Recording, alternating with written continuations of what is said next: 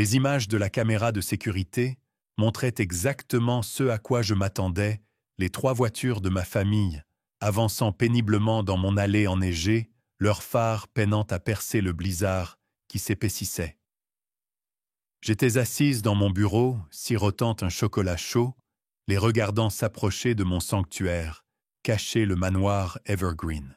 Il y a 5 ans, ils m'avaient clairement fait comprendre que je ne valais pas leur temps. Mon crime, avoir refusé de vendre l'ancien médaillon de ma défunte grand-mère pour financer le mariage à l'étranger de ma sœur cadette Emma. Ce médaillon était le dernier souvenir que j'avais du seul membre de la famille qui m'aimait vraiment, mais il ne pouvait pas le comprendre. Toujours aussi difficile, n'est-ce pas, Sarah, avait ricané ma mère. La goutte d'eau qui a fait déborder le vase est arrivée pendant le Noël de 2020. J'étais arrivé chez eux les cadeaux à la main pour découvrir qu'ils avaient changé l'heure du rassemblement sans me le dire. À travers la fenêtre, je les ai regardés rire, partager un repas et s'échanger des cadeaux. Cette nuit-là, je me suis promis de ne plus jamais les laisser me faire du mal. Ma grand-mère m'avait laissé plus que le simple médaillon. Il y avait un héritage conséquent que j'avais gardé secret, suffisant pour acheter et restaurer ce magnifique manoir du XIXe siècle à la campagne. Pendant qu'ils me croyaient en difficulté dans un minuscule appartement, j'avais passé 3 ans à transformer cet endroit en une chambre d'hôte de luxe opérant sous un nom commercial qu'ils n'associeraient jamais à moi. Maintenant, en les regardant s'approcher, j'ai ajusté mon pulvaire émeraude et vérifié mon reflet. À 32 ans, j'étais différente de la femme peu sûre d'elle qu'ils avaient vue pour la dernière fois. Le succès m'avait donné de l'assurance et la paix m'avait donné de la force. La sonnette a résonné à travers le manoir.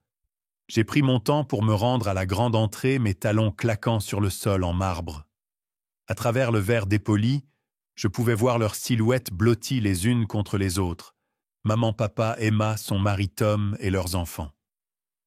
J'ai ouvert la porte, laissant le vent d'hiver tourbillonner autour de nous.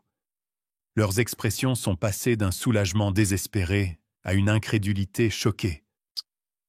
Sarah, a haleté ma mère, son visage parfaitement maquillé, pâlissant. « Bienvenue au manoir Evergreen », ai-je dit d'une voix douce en m'écartant. « Veuillez entrer avant de geler. » Ils sont entrés, en traînant des pieds, laissant des traces de neige sur mes tapis importés.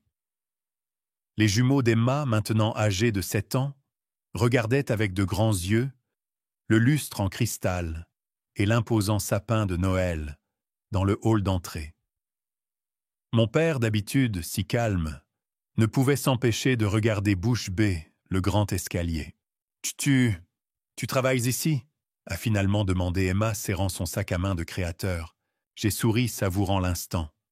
« En fait, j'en suis la propriétaire. Les 15 acres, y compris le lac que vous avez longé en arrivant. » J'ai fait un geste vers le salon. « Je vous en prie, mettez-vous à l'aise. Je vais faire apporter du chocolat chaud. »« C'est impossible, » a murmuré ma mère en me suivant. « Comment as-tu pu te payer ça ? Grand-mère croyait en moi, » ai-je dit simplement. Elle m'a laissé plus que le médaillon que vous vouliez que je vende. Le salon avec sa cheminée rugissante et ses meubles en velours moelleux mettait parfaitement en valeur ma réussite. À travers les baies vitrées, la neige était devenue un mur blanc. Ma mère s'est laissée tomber dans un fauteuil, encore en train d'assimiler l'information. Papa se tenait près du feu, se chauffant les mains, regardant partout, sauf moi. « Les routes sont complètement bloquées, » a dit Tom en consultant son téléphone.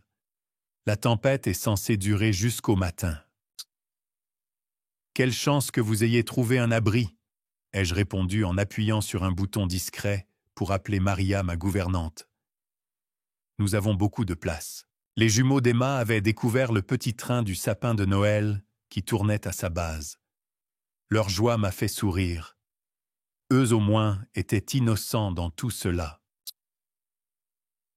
Votre hébergement habituel a été annulé, ai-je demandé, bien que je connaisse déjà la réponse.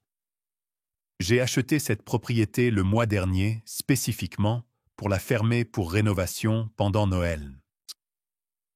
Le Pine Lodge a fermé de manière inattendue, a admis mon père. Nous essayons de retrouver l'autoroute quand nous avons vu vos lumières. Maria est apparue avec un plateau de chocolat chaud et de biscuits. Les visages des jumeaux se sont illuminés à la vue des boissons garnies de guimauve, ce qui a finalement fait naître un sourire sincère sur le visage d'Emma. « Sarah, dit-elle doucement, cet endroit est magnifique.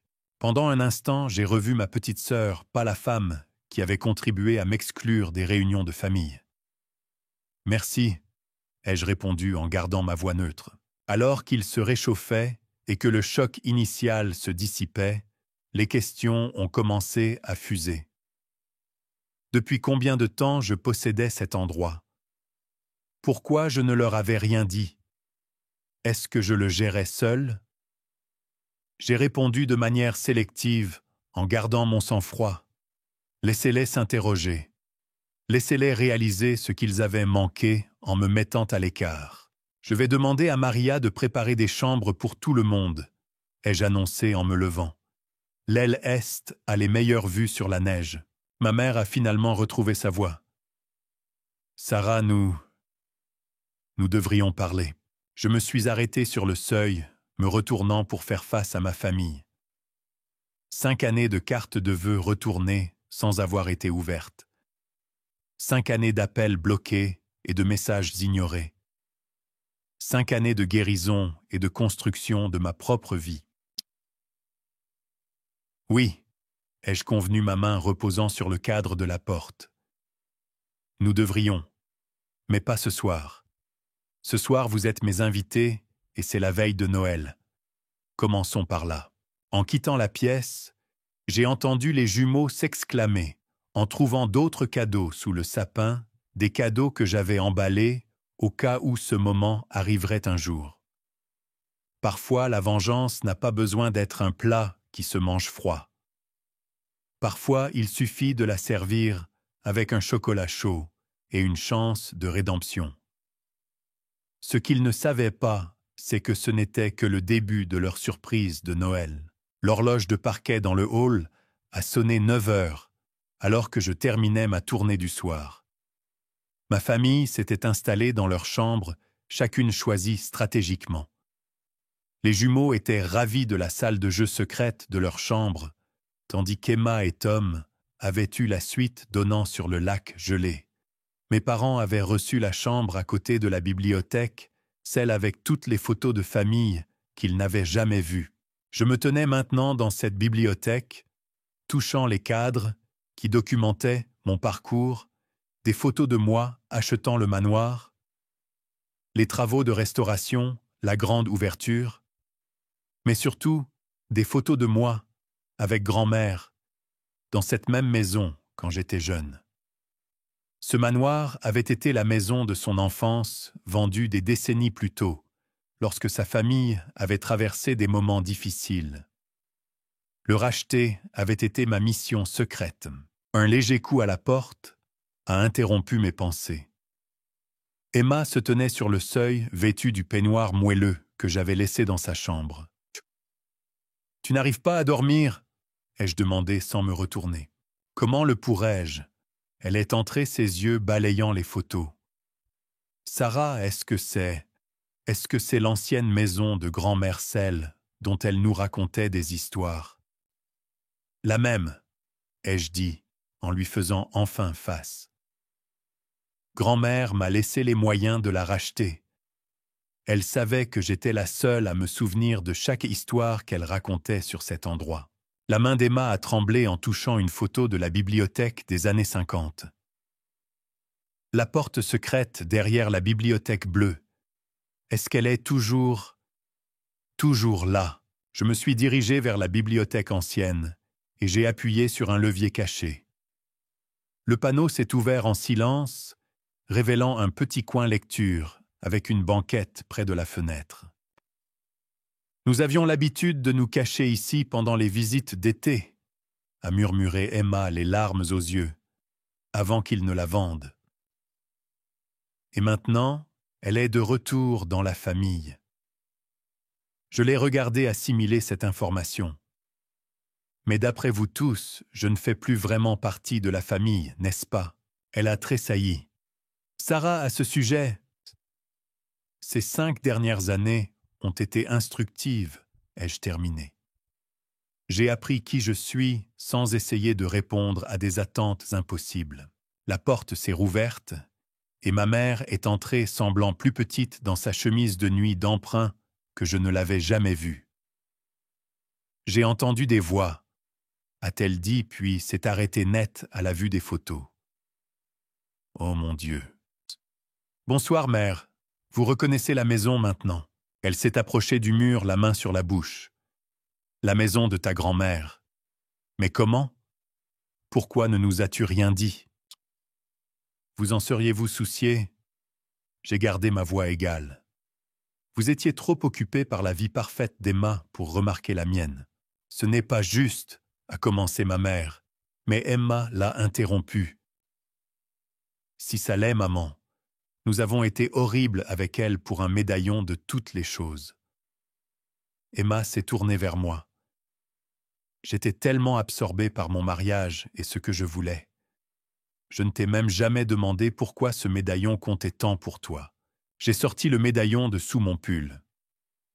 Grand-mère me l'a donné la dernière fois que nous avons visité cette maison ensemble. Elle m'a parlé de son enfance ici, des secrets et de l'amour que ces murs renfermaient.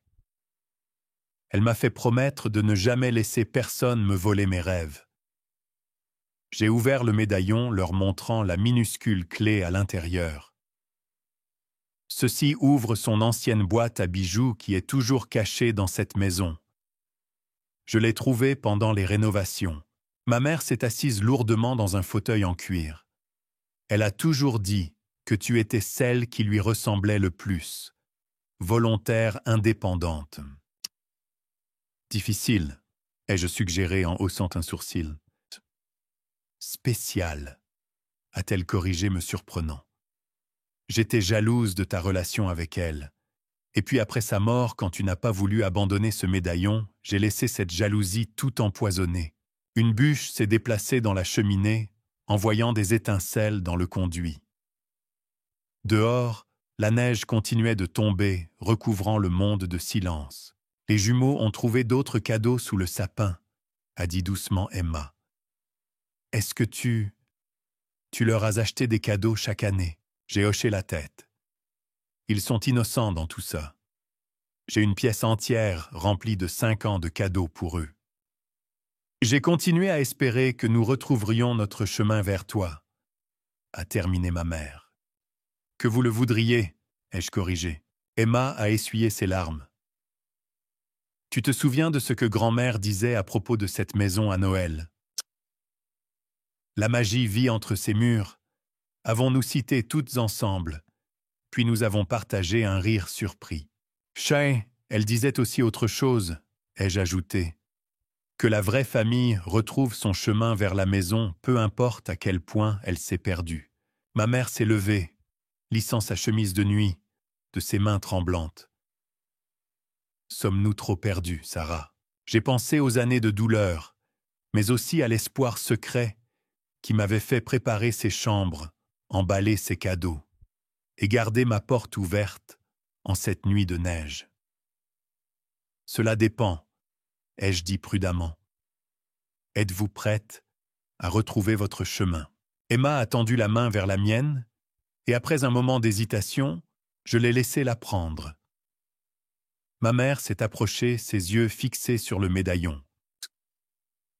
Peut-être, ai-je dit, qu'il est temps que je vous montre ce qu'il y a dans la boîte à bijoux de grand-mère. Elle a laissé quelque chose pour chacune de nous. Vous savez, je les ai gardés en sécurité, attendant le bon moment. Alors que je les conduisais par l'escalier caché vers le grenier, j'ai réalisé que parfois, la meilleure vengeance n'est pas du tout la vengeance. C'est parfois de créer un espace où la guérison peut commencer, même si cet espace met 5 ans et une tempête de neige à être trouvée. Mais la nuit n'était pas encore terminée, et la plus grande surprise était encore à venir. L'aube s'est levée sur le manoir Evergreen, peignant les terres enneigées de teintes roses et dorées. J'étais réveillé depuis des heures, faisant les derniers préparatifs dans la grande salle à manger. La table était mise avec la porcelaine de ma grand-mère, chaque couvert parfait, exactement comme elle me l'avait appris. La boîte à bijoux était posée au centre de la table, sa surface en bois ornée, captant la lumière du matin.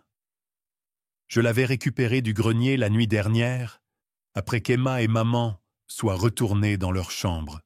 Certaines révélations étaient destinées à toute la famille. Les jumeaux furent les premiers à apparaître encore en pyjama, les yeux écarquillés à la vue du festin du petit déjeuner. Derrière eux, Emma et Tom sont entrés, suivis de mes parents.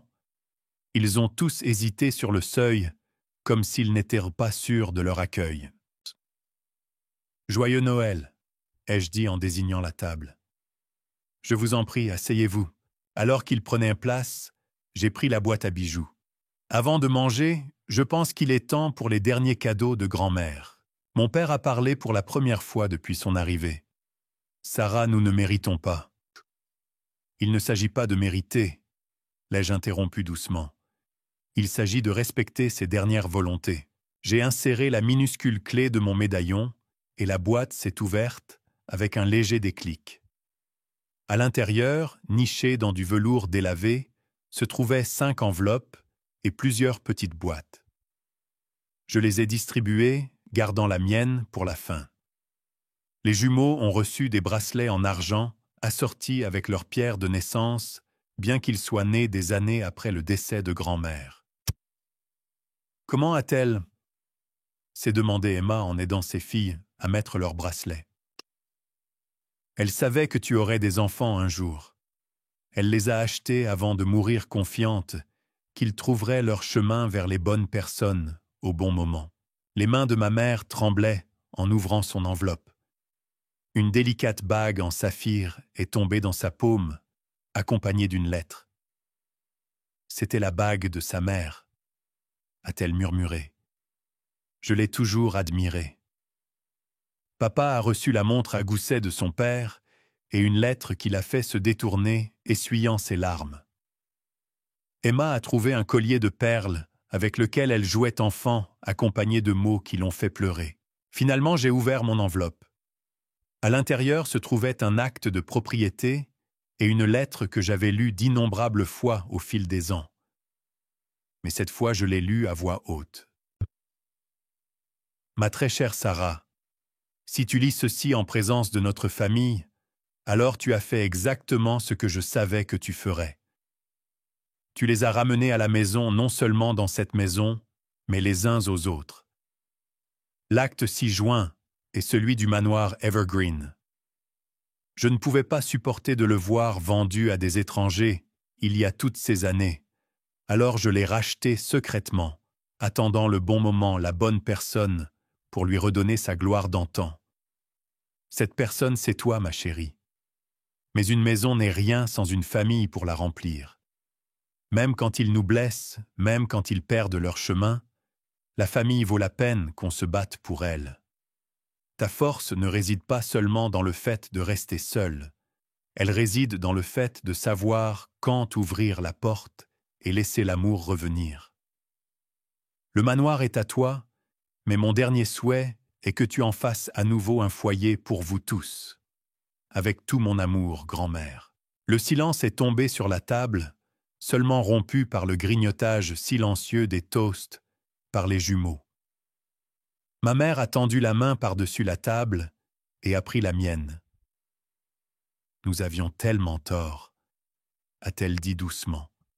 « Pendant toutes ces années, nous pensions que tu étais têtu à propos du médaillon, mais tu protégeais quelque chose de bien plus précieux. Tu protégeais son héritage, » a ajouté mon père, pendant que nous étions trop aveugles pour le voir. Emma s'est levée et s'est dirigée vers la fenêtre. Vous vous souvenez comment nous passions tous les Noëls ici quand nous étions enfants? Les batailles de boules de neige, la luge sur cette colline. Les concours de chocolat chaud, ai-je ajouté en souriant au souvenir. Grand-mère nous laissait toujours gagner. Sarah, a dit ma mère en me serrant la main. Pouvons-nous? Serait-il possible de créer de nouveaux souvenirs ici? J'ai regardé ma famille autour de la table brisée, en voie de guérison, pleine d'espoir. C'est pour ça que j'ai acheté tous ces cadeaux, ai-je admis. Chaque année, je n'arrêtais pas de penser peut-être ce Noël-ci. On peut les ouvrir maintenant, ont demandé les jumeaux en chœur, faisant rire tout le monde. Bientôt, ai-je promis. Mais d'abord, j'ai une autre surprise. J'ai sorti une pile de papier d'un tiroir. J'ai travaillé pour faire classer le manoir comme monument historique, mais avec une disposition spéciale. Il sera toujours d'abord une maison de famille, ouverte à nous tous. Mon père s'est levé et m'a prise dans une étreinte inattendue. Tu es remarquable, tu sais, tout comme elle. Alors que nous passions au salon pour les cadeaux, la neige a recommencé à tomber douce et légère. Les jumeaux ont couru vers la fenêtre, pressant leur visage contre la vitre. « Regardez !» ont-ils crié. « Un temps parfait pour faire de la luge. » Emma a passé son bras sous le mien. « Tu penses que tu pourrais leur apprendre le passage secret pour descendre la colline, celui que grand-mère nous a montré? Seulement si leurs parents se joignent à nous. » ai-je répondu en regardant ma mère déjà en train de planifier comment préparer le chocolat chaud pour notre retour. En regardant ma famille déballer 5 ans de cadeaux soigneusement choisis, j'ai réalisé que grand-mère avait eu raison. Parfois, la meilleure vengeance n'est pas du tout la vengeance. C'est avoir la force de garder une porte ouverte, même quand ça fait mal. C'est croire en la magie des secondes chances et au pouvoir de rentrer à la maison. Alors que les jumeaux entraînaient tout le monde vers la porte pour aller faire de la luge leur excitation contagieuse, j'ai touché mon médaillon et murmuré « Merci grand-mère, ils ont enfin retrouvé leur chemin. » Et dans le chaos joyeux qui a suivi le manoir Evergreen, est redevenu ce qu'il a toujours été destiné à être.